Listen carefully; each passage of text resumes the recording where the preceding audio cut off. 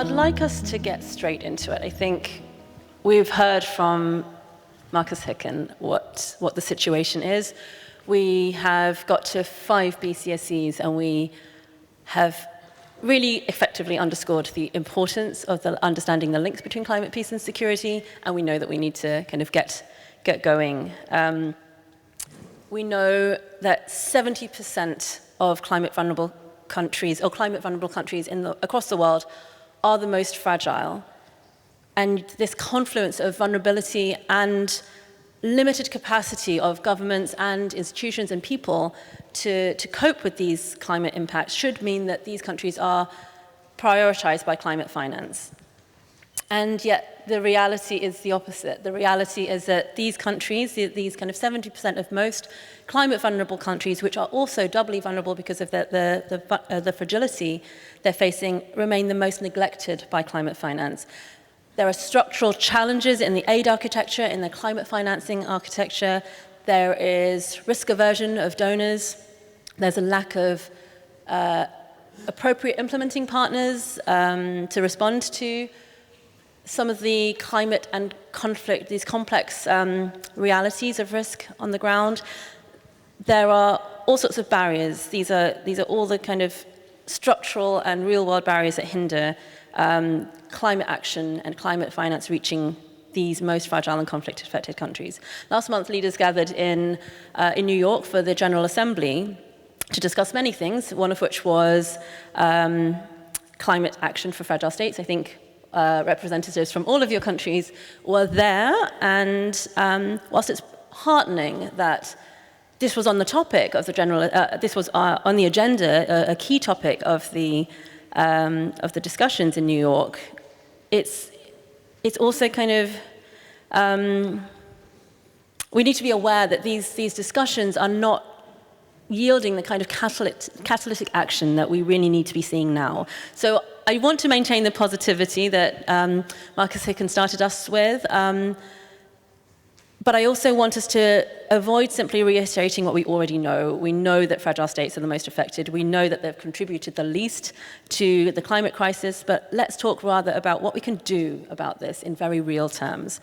So all of your governments, in very different ways, Germany, Kenya, the United Arab Emirates, all face very difficult trade-offs between the economic development of low and middle income countries or parts of your countries, as well as the challenges of reducing greenhouse gas emissions. Sometimes they're not, these are mutually exclusive or can be seen to be mutually exclusive. There are temporal trade-offs between long-term efficiency and growth versus the immediate needs for justice and equity of certain groups in society. There are political trade-offs between addressing the needs of the most vulnerable, who may be a minority, maybe not so politically pertinent for the leaders at any moment, and the concerns of middle income or less vulnerable communities who don't share these priorities, but maybe more politically vocal or seen to be more important. So these trade-offs are important. They're impossible to ignore, but they're not really reflected in some of the policy discussions and then the reality of the action that we're trying to pursue. So in this conversation, where we're setting the scene and taking stock of the nature of the challenges and the opportunities we have ahead, I'd like you to be really frank in your responses about how we can confront some of these really kind of very real trade-offs and make quite difficult decisions about priorities for climate solutions for fragile and vulnerable communities. So, Ambassador Tom, I'd like to start with you.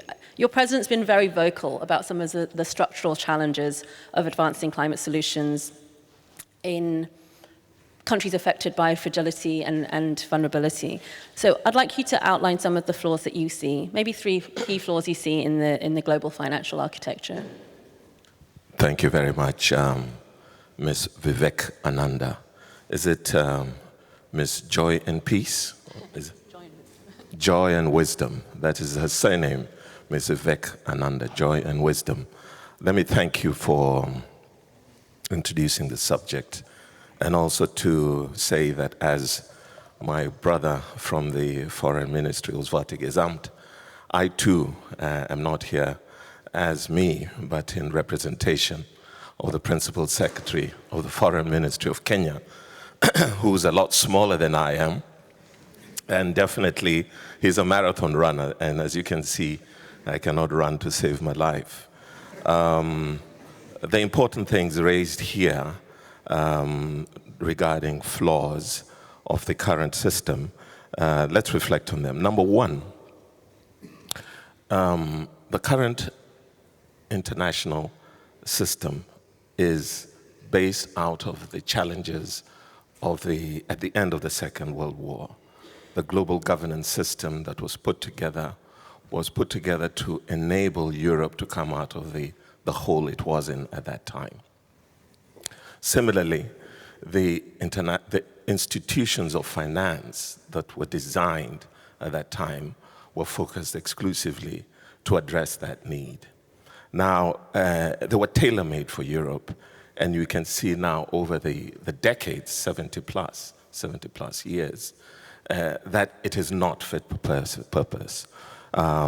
We can see that now with the mutating challenges of climate. We should stop calling it climate change, call it climate crisis.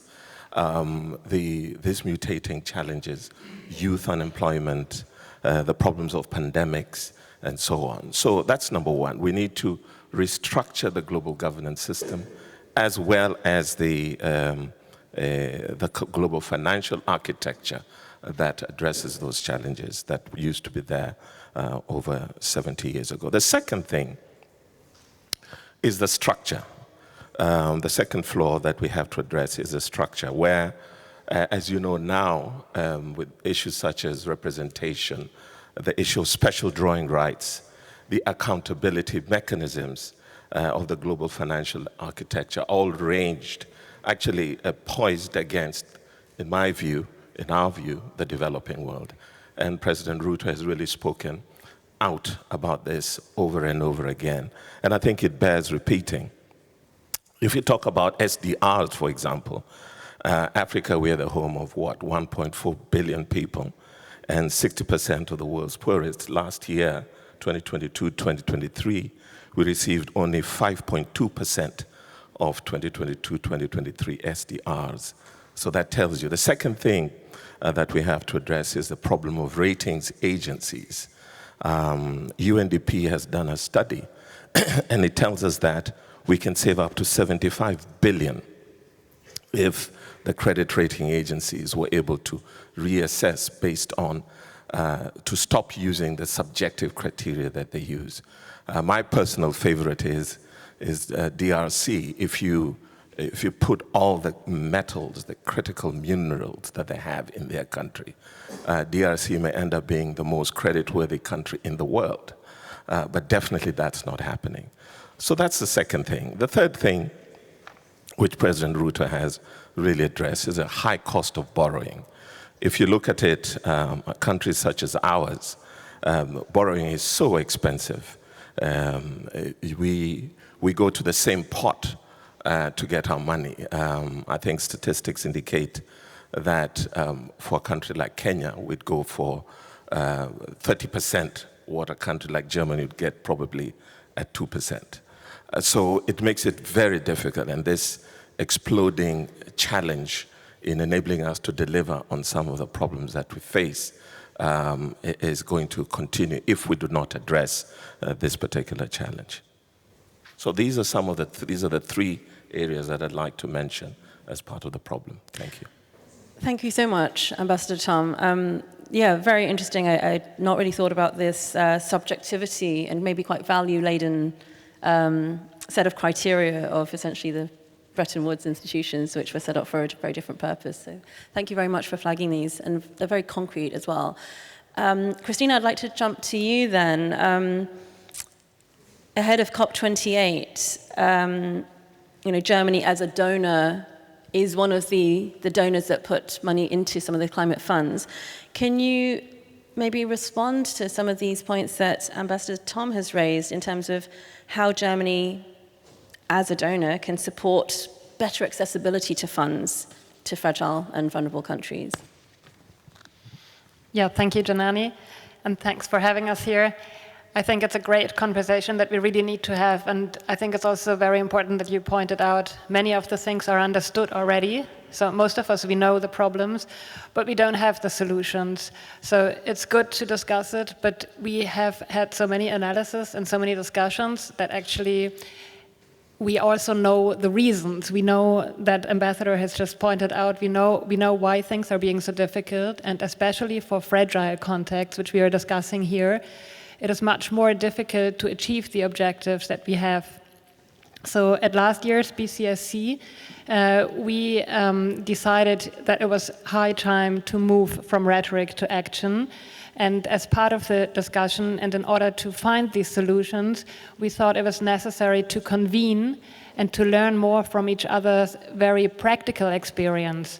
This is why we put together the Climate for Peace initiative, and I'm very glad to welcome 28 members here today. We will also see some of these very practical projects just after this panel. So I think this is part of it. Part of it is convening. Maybe we'll talk about this a little later if we have enough time. But I think the other one, since you were addressing the financial institutions, I think it's very important to broaden our perspective. It means that very often we think in these silos. Even in the ministry, we have a department working on climate, and we have a department working on stabilization and humanitarian aid. Now, we really have approved this cooperation, improved and intensified. Very glad to see my colleague, Susanne Friskaya, on the next panel also. And we prepared this conference together. But it goes beyond cooperation and talking to each other, of course. We have common budgeting rules now, for example. We have a shared portfolio.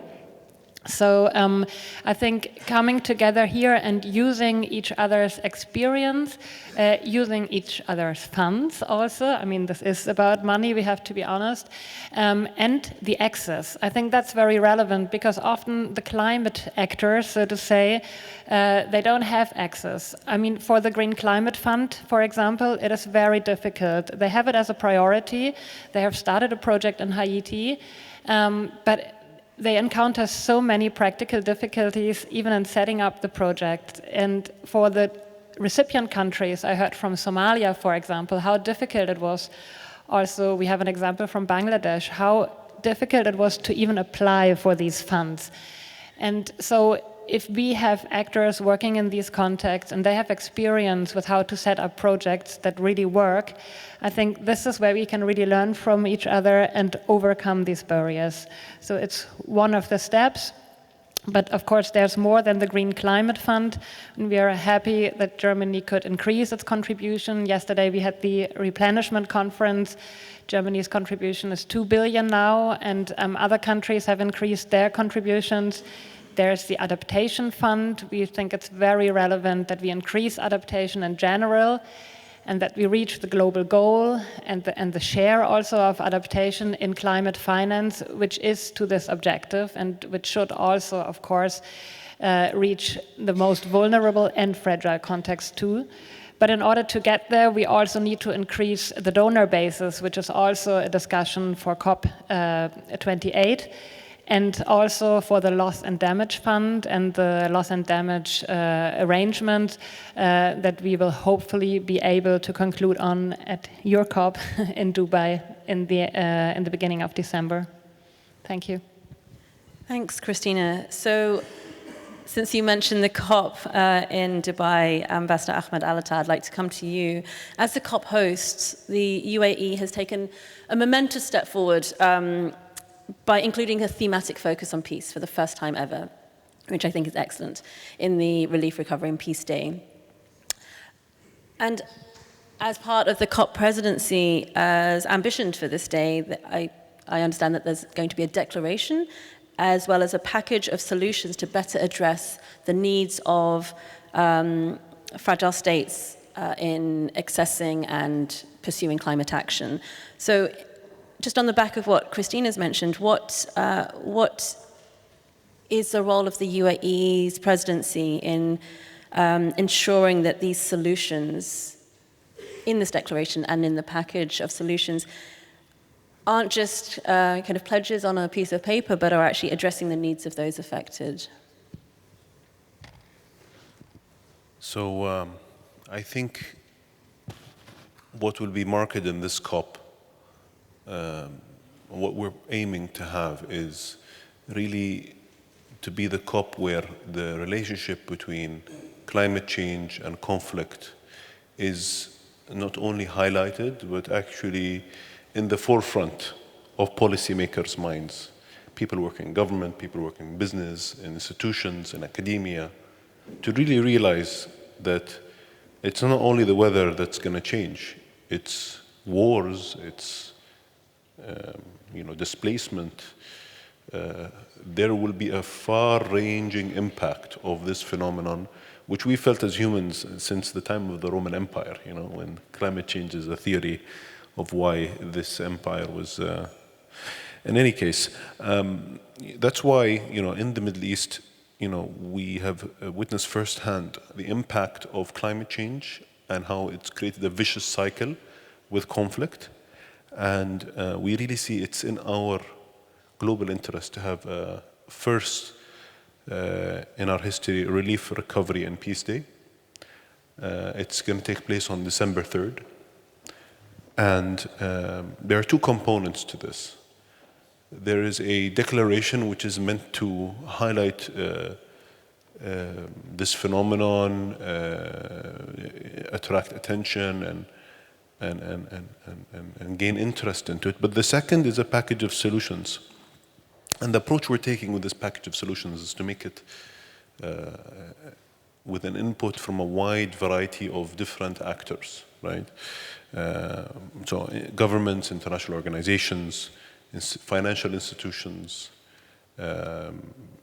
as many actors as possible, contributing really and shaping how this is going to look. So we are doing that because communities which are suffering from the impact of climate change and in this vicious circle which I talked about are being addressed by these actors, right? And with that, we're hoping that this COP really becomes a COP where the BCSCs that we've had feed directly into it. So we're very excited about the relationship in between the BCSC and COP28. Definitely, people will have to, when it comes to this specific pledge or this specific declaration and package of solutions, bring not only words, but actually bring something to the table. Thank you so much. Yeah, I think this is a really important theme, inclusion of different affected communities, affected countries, but also the kind of stakeholders, the private sector, the donors, like you've mentioned, bringing all of these perspectives in.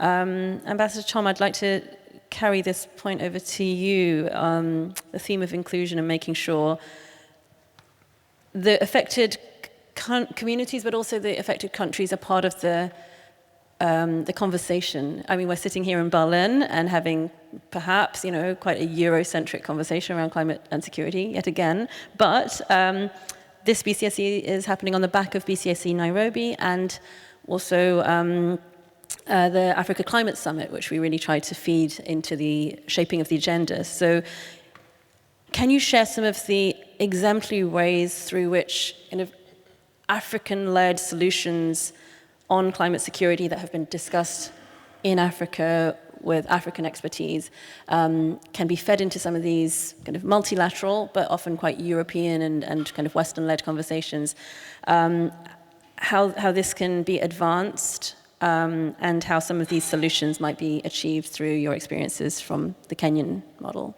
Thank you very much. I think what we're seeing already, and which Ms. Hageland referred to, it's no longer really Eurocentric. We're beginning to see a very strong leadership role, especially out of Germany. And in the conversations I've had before, not only on this subject, but especially on this, the leadership role that we begin to see out of Germany should be heightened, increased, made more robust. We know for a fact that ACS Nairobi happened because of support from the international community, including Germany. And we are confident that this multilateral approach and the de-Eurocentrification of the issue will be made more relevant. Secondly, referring to Ms. Hegeland again, is a leadership thing, it's a leadership quotient. And whereas Germany continues to do it maybe quietly, I think you need to rope in many more of the actors who have taken a step forward and gone back. We cannot do that coming from where we are, but with your heft as the largest economy in Europe, fourth largest in the world, and with the ability to deliver, use the bully pulpit, if you will, of Germany, I think we can make some progress. Secondly, relating to Ms. Hegeland's point, I think also the idea of meshing and coordinating what the bureaucracies do is very healthy. And I think your example could easily be replicated across our bureaucracies. I know for a fact in the Foreign Ministry of Kenya, then that kind of meshing and integration of what, say, you're doing in Haiti does not touch anything to do with climate change. Recently, the UN Security Council adopted a resolution on Haiti, and I'm struggling to see some of the elements of climate, peace, and security in there, although they were definitely in the background. Relating to the funding component, again to Ms. Hegeland's point, apart from the Green Climate Fund and the Adaptation Fund, and you spoke very eloquently about expanding that donor base. I think the word, because a country like UAE now is a player, Saudi Arabia is a player, and I think other countries in the world are able to put their money where their mouth is. So I think the ability of countries like UAE, Saudi Arabia, Germany, to put together, if you will, a coalition of the willing on the issues of finance will enable us to come out of this hole. Quickly also, with your permission, what my brother, Said Safir from UAE has raised really strikes a very important note. First of all, the real emphasis to move away from a vicious circle to a virtuous circle. I think that's very healthy. And we need to change our narrative in discussing these things. And I think what UAE intends to do at COP28 that speaks to this is a very healthy way to go. Relating to the December 3 pact, I think part of it, there was discussions on it in ACS Nairobi. And I think, again, it speaks to the importance of multilateralizing our activities and enabling connection. I would like to call it connecting the dots in the multilateral system. And the multilateral system includes Germany's BCS. This is definitely part of the multilateral engagement, albeit in a more focused way. And I think one of the healthy things that we've seen out of these engagements is the inclusion of civil society, because there are brains in the civil society, I hesitate to say, that are more than in bureaucracies. And it's important for us to be able to tap into the civil society thinking, include them in bureaucratic thinking or in government thinking to provide solutions. Let me very quickly say a couple of three quick points. Number one, some of the ways we can continue doing this. First of all, in Africa and around the world, robust leadership from the front. President Ruto has been leading from the front. And we in Africa, and this is the encouragement I know he's making to his brother colleagues, is to create a coalition of the willing, of strong leaders on the issues of climate change. As we know, no change can occur without a vanguard. And the vanguard on climate change will come from separate regions, and they'll coalesce at a particular point. In our view, President Ruto's leading from the front with his colleagues from Africa will be able to meet the challenge. Secondly, knowledge sharing. And we want this knowledge sharing to be based on science. So we have to elevate building a body of empirical evidence. Today we heard the new Jennifer Morgan speak about empirical evidence. And although he is not as beautiful as Jennifer, I think we took good point that it's definitely important to make this science-based. There are still some people who do not believe the science behind it. But overwhelmingly, when we build this empirical evidence, this knowledge sharing, and again, include the technical experts and the civil society people who are not in government. So there has to be a way in which we fund them in enabling us to achieve our objectives in government. Recently, Kenya announced its membership of the Climate for Peace Initiative. I'm proud of that because, again, the vanguard idea is very important. The second thing is enhanced coordination. We have multiple things going on. My personal favorite is, of course, the Berlin one. But I think within our regional groupings, we have to figure out how to enhance them. Within our region, we have the Regional Climate Security Coordination Mechanism. You know, IGAD has to figure out an easier way of saying these things.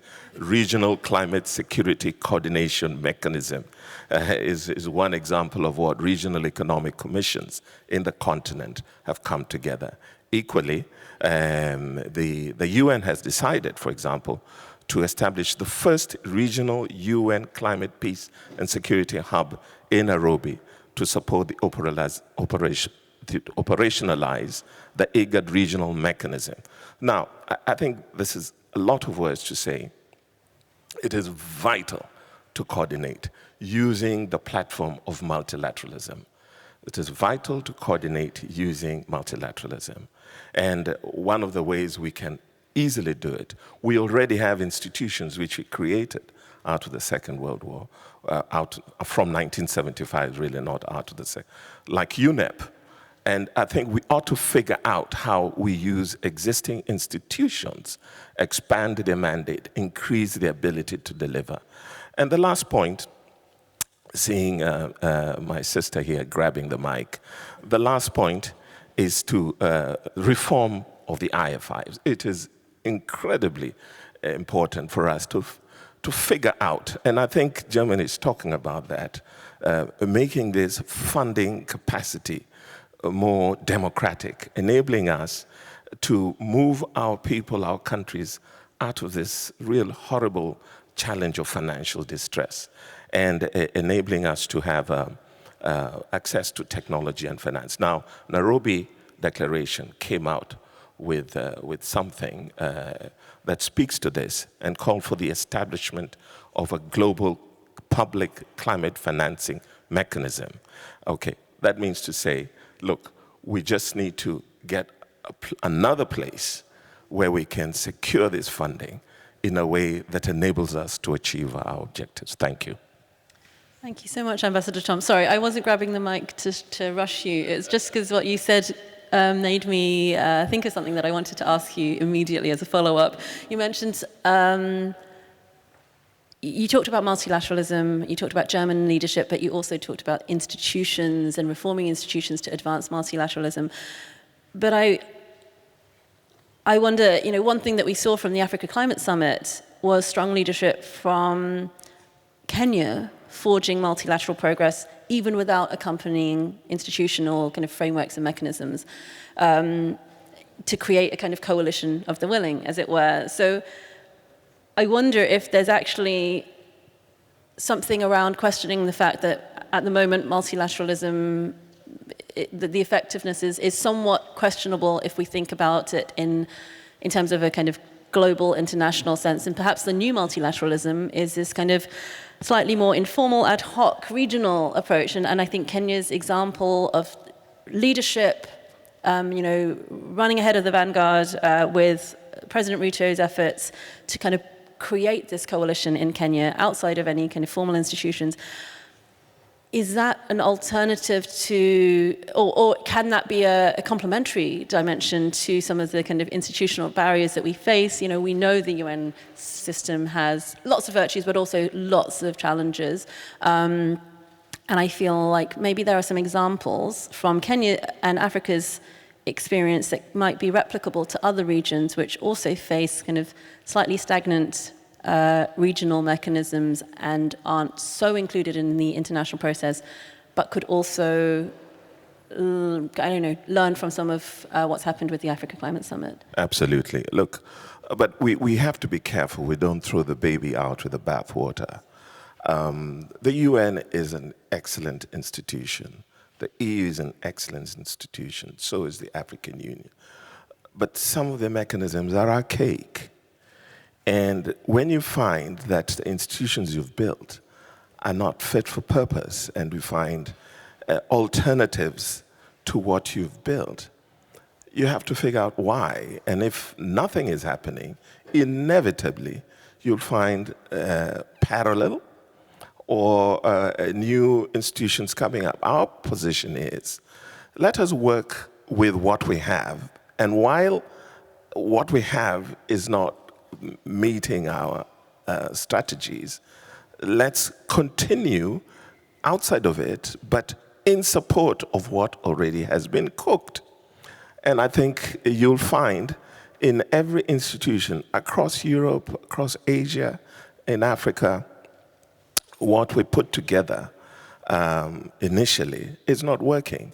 The African Union came out of the colonial struggle in the 60s. Okay, right now it requires revamping. Within the AU itself, there's incredible conversation and work.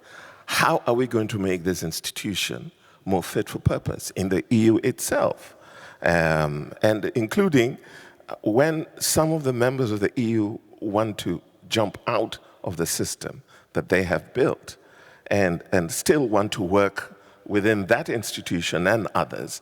So all these activities have to be brought together. I would not advocate for a parallel or an entity outside. I would actually advocate first for a coalition of the champions.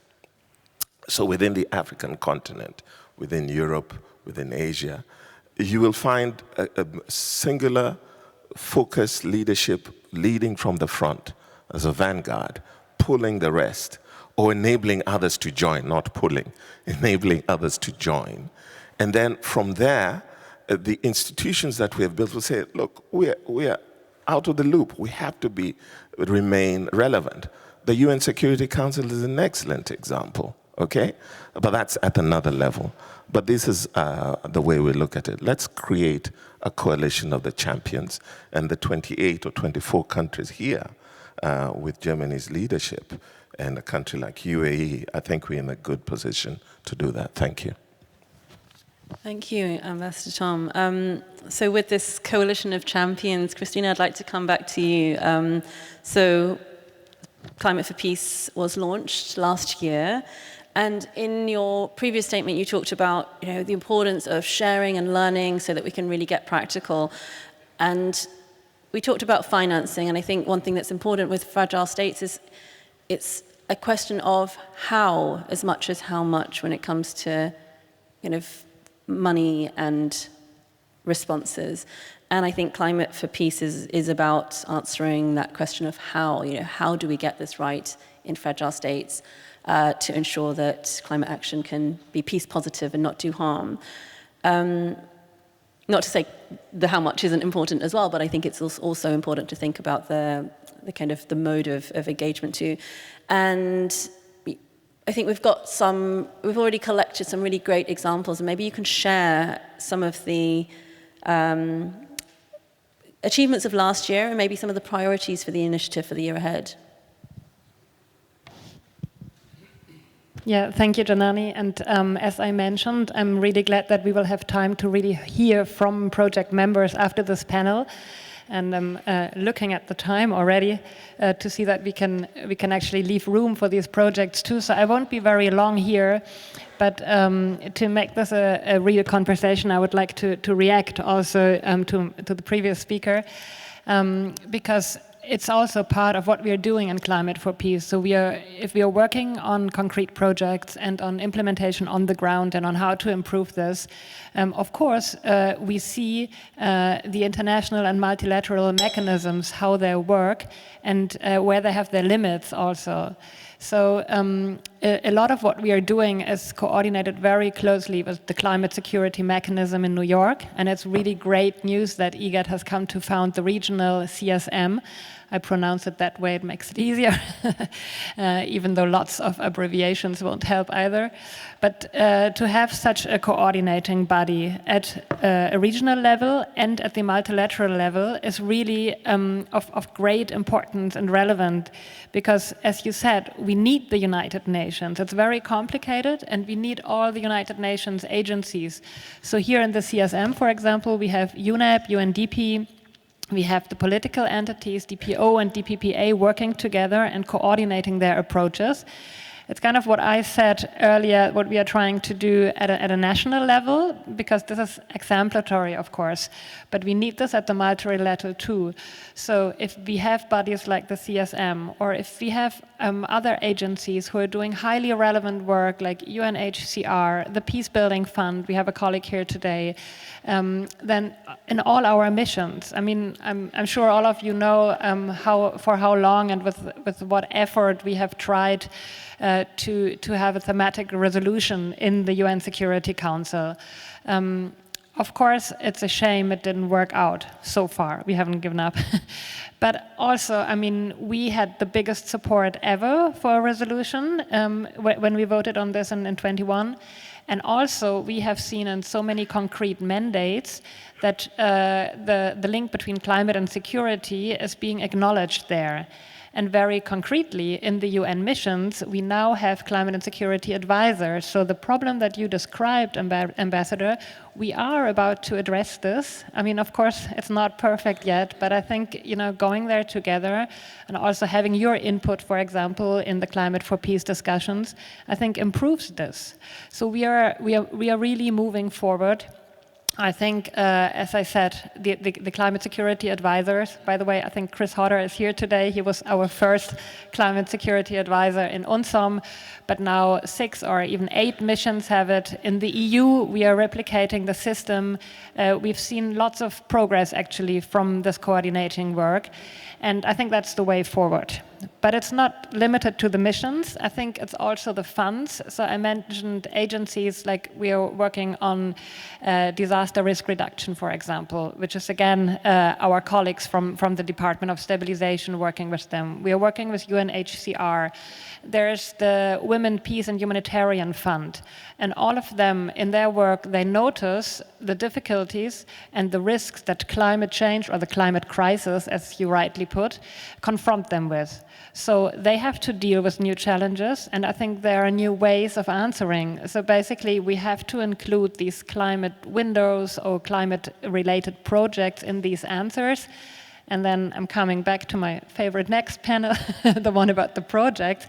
We will see how this works out on the ground in a few minutes. Thank you. Well, thanks, Christina. I think that's a really important point you make. It's not just about kind of creating an understanding of how to do climate security programming. Does such a thing exist? It's about integrating and knowing how to integrate this into relevant sectors like disaster risk reduction and the humanitarian sector. So it's about kind of connecting these dots. So yeah, thank you. We've heard about the UN Security Council a couple of times. So I'd like to come to Ambassador Ahmed Alta. Yeah, we know, we've sat through 5 of these conferences, and we know now that the climate crisis is a primary threat or a key threat to global security, but we've had quite a patchy record despite the really reassuring support we've seen in the last vote for the global resolution, it's not making the same progress within the UN Security Council. As a current member of the UNSC and a country experiencing rapid climate change effects and also promoting peace in responses to climate action, can you share with us some insights that the UAE could provide on incorporating climate action into the existing security architecture, maybe with an eye to the Security Council? Yeah, so like you said, much has been said about the UN Security Council in this context, so I'm not sure how much original stuff I'm going to say here. But what I think is important is that we create or we focus more of the UN Security Council's mission towards tackling climate change as one of its key mandates, as it'll be feeling more and more instead of dealing with the symptoms, so to say, dealing with the root cause. So we launched with Malta, Mozambique, and Switzerland. It's an initiative which is voluntary, called the Joint Climate, Peace and Security Pledges. We think this is a first step to us taking action on the issue. But we need to create greater alignment and awareness among the UNSC members themselves. You know, as my colleague from Kenya is saying, you know, this is an institution created a long time ago to tackle a very different world, which didn't know or deal with climate change. So creating this awareness among the members, and I know Germany will have a very important role to play here in the UNSC as well, through indirectly through the permanent members, but also through its participations as well, in creating this constant kind of awareness among the members, creating initiatives which other countries can join on to. But it seems like this is one of the few issues at the UNSC, and especially in the PR permanent members listing, that we can get consensus about to work on. And that's a golden opportunity, right? We shouldn't lose that opportunity. Okay, oh, that's great to hear. So I want to just wrap us up on this positive note. So I think I'd just like to go back to Marcus Hicken's kind of hopefulness that he started us off with, and I'll just borrow that question and put it to you just as a final remark. What makes you hopeful? I mean, there's a lot that we can say that's maybe rather negative, but what makes you hopeful, and what would you like to see, if there's one thing that you'd like to see out of this Berlin Climate Security Conference as an outcome, what would that be? Christina, we'll start with you. What makes me hopeful is the fact that we are here together on this, I think it's the 6th of October. At the same time, yesterday, in the same room, we had the peace dialogue, the so-called peace dialogue, which was closely connected to what we are discussing here. And also, on the 4th and 5th of October, we had the Khartoum dialogue here, which is a dialogue between EU member countries and countries from East Africa on migration. And the focus of this year's Khartoum dialogue under German presidency was climate-induced migration and displacement. So it's just 3 days, and it's just one country, but all of us have been connected, and we knew what our objectives are. So I think if we manage to stay this well informed about each other's priorities and really include the most important things that are relevant, especially for fragile countries, because that's what we are discussing here, and it's actually fragile contexts, because I think that's also one very important contribution from the incoming COP presidency. If you're focusing and working on the pact and you are seeing as fragile and most vulnerable groups, actually, we are discussing women and children often and other marginalized groups. I think if we keep this in focus and if we can implement this into all these processes, we really have a chance to move forward. Thank you.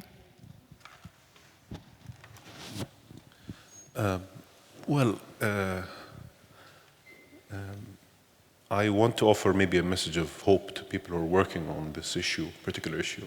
You remember climate change deniers, of course. We all remember them. And they're no longer with us, thank God, because the world has become convinced, for the most part, that this is an emergency and we need to deal with it, right? And that happened through awareness and creating awareness over years and years of efforts and conferences and people coming together and speaking. Now, the thing is that we are at this tipping point now where we have the ability to create great momentum in making awareness about the link between climate and security. And we should not give up. We should keep working on this, yeah? Because it's very important to every single person in this room, every single geography, wherever you are, you will be impacted by this. So that's kind of my key message, and one that I'll be, of course, taking out from this and sharing with the conveners and organizers of the COP, really the importance and the kind of responses we've had here today to actually get something tangible from my end, be able to present it. So thank you very much.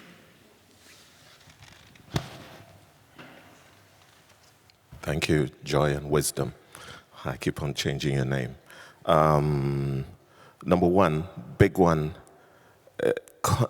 continue building a robust coalition of champions.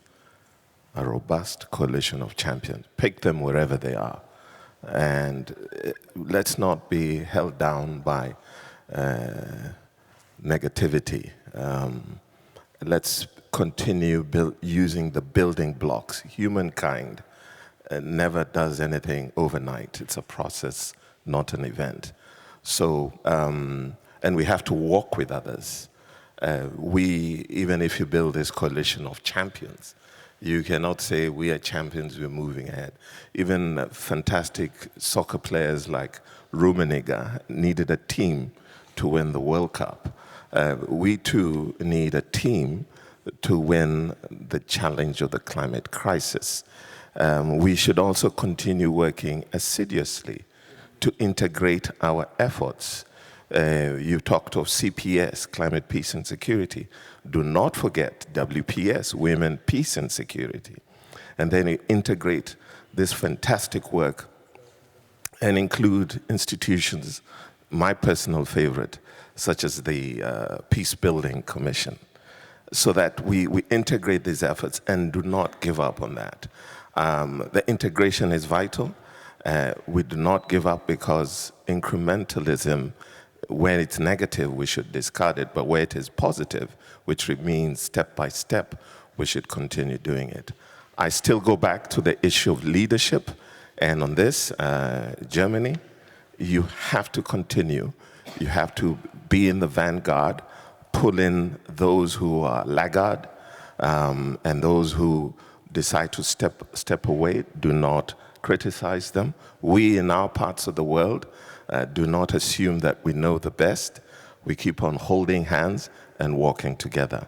Multilateralism, we will continue joining the multilateral dots. This is one of them.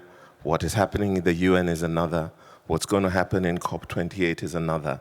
And incrementally, we can build this big opportunity for mankind.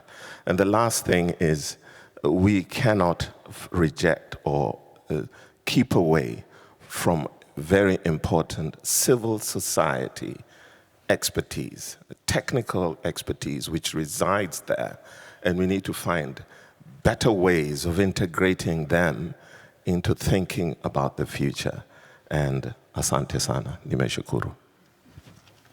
Asante sana, Ambassador Tom. Yes, let's embrace the incrementalism and see this as a positive, not a negative. And I think with that, and these positive and hopeful notes, let's wrap up this session and move on to the next. So thank you so much to the panels, to Christina Wegelein, Ambassador Ahmed Alata, and to Ambassador Tom Amolo for getting us off to a really great start, setting the scene and setting us up for the rest of the day.